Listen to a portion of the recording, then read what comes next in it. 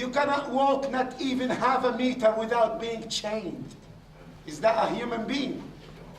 That's a treatment of an animal.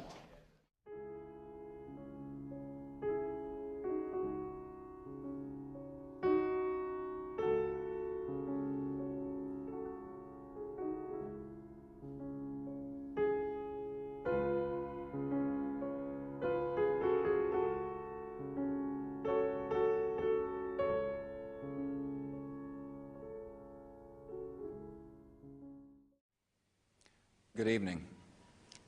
Today, our fellow citizens, our way of life, our very freedom came under attack in a series of deliberate and deadly terrorist acts. In the wake of September 11th, President George W. Bush created a detention camp in Cuba called Camp X-Ray. The purpose of Camp X-Ray was to gather intelligence by any means necessary. President Bush declared the detainees neither civilians nor soldiers, but Army combatants, thus stripping them of their wartime rights. Detainees at Guantanamo Bay cannot be held indefinitely without regard to their right to fair trial. Guantanamo Bay is a term associated today with terrorism, but also torture. Disregarding the Geneva Convention's no-tolerance policy against torture, and being pressured by the government, officials at Guantanamo began using more and more extreme techniques to gather information from the detainees. According to a government report, these tactics ranged from mishandling the Holy Quran, personal and emotional humiliation, to female harassment of the extremely devout Muslim men. Most notably, the use of waterboarding, as confirmed by 60 Minutes, The New York Times, and others. Although some reports say the torture did not specifically occur on site at Guantanamo, but rather in CIA ghost sites. As the war on terror grew, so did Guantanamo. Camp X-Ray was shut down in favor of Camp Delta, with more modern facilities based on United States maximum security prisons. At one point, hundreds of detainees were held at Guantanamo. Today, there are 164. There are currently 7 cell blocks at Guantanamo, ranging from lower security, featuring communal living, to maximum security for violent or high-value detainees. It isn't always clear which detainees live where and which cell blocks are active. According to a 2008 report from the Human Rights Watch, there are 4 main blocks: 3, 5, 6, and 7. Additionally, there are multiple blocks within each camp. This is Bravo Block in Camp 5, which is generally where we put detainees that are on discipline status. Echo Block, where detainees who've attacked guards are held. The high-value detainees, including Khalid Sheikh Mohammed and the 9/11-5, are kept in Camp 7, where no cameras or reporters have ever been allowed. After the waterboarding scandal came to light, the United States government made an effort to improve life for the detainees. According to the Human Rights Watch, most prisoners are entitled to a Quran, as well as a prison uniform, prayer mat, cap, and prayer beads. Many, if not most of the prisoners in Guantanamo are kept in very isolating conditions, despite the very cooperative detainees' right to media and small freedoms. The compliant detainees are allowed to walk in and out of their cells to an outdoor recreation yard, where many of them say their daily prayers, and then into a communal room, where the detainees mingle with one another. They watch TV, and they also have radio stations, satellite radio stations. At one point, 45 men in Guantanamo were on a hunger strike, voluntarily starving themselves, but being force-fed twice daily. Yassine Bey, also known as Mos Def, demonstrated the method used by Guantanamo Bay. Note that the footage here may be disturbing.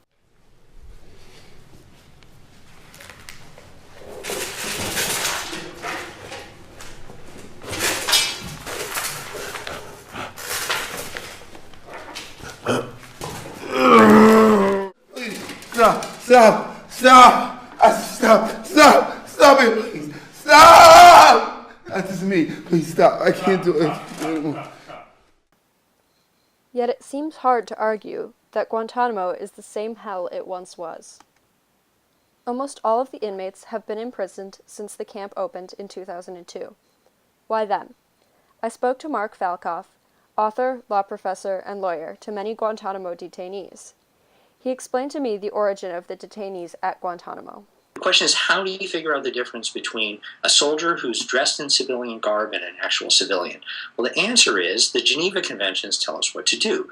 You have a hearing near in time to the capture, okay? And you question the detainee, and you get the context for the capture, and you determine the likelihood of the person being an enemy soldier or an actual civilian. Now, how many of those hearings do you think that we had during the Afghan conflict?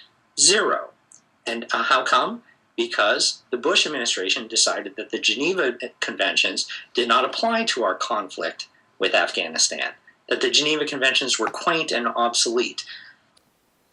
Many didn't even know they had lawyers until years into their stay. For 10 years, the men of Guantanamo were held without charges or trial.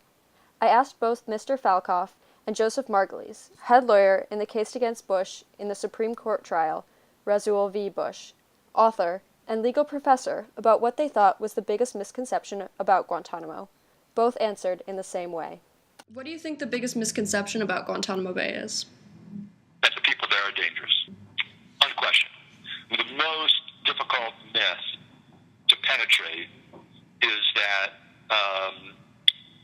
that these are bad people about whom we can and should be indifferent, about whose welfare we should be unconcerned. That is the most difficult thing to penetrate.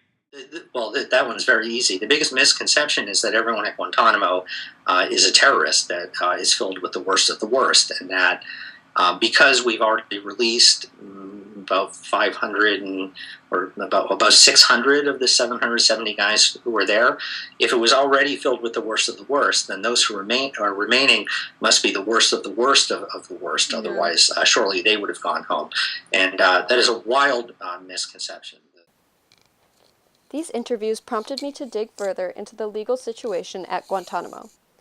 In the United States Constitution, the writ of habeas corpus states that no man can be held without trial. So what happened in those 10 years? Because of President Bush's title of Army Combatants, the detainees were unable to appeal to habeas corpus as U.S. prisoners, nor were they offered the rights of prisoners of war dictated by the Geneva Convention. The United States government had successfully put the prisoners into purgatory. In 2004, Rasul v. Bush went before the Supreme Court. I spoke to Mr. Margulies about the legal situation at Guantanamo. So the government's argument was that, just as you say, they didn't satisfy the conditions imposed by the Geneva Conventions, and therefore they weren't entitled to any of their shelter. It's just been pretty well established, and the Supreme Court has agreed that that is just a foolish argument. There are certain baseline protections that apply no matter who the person is. You can't say, well, because he doesn't wear a uniform, I can treat him like a wild animal.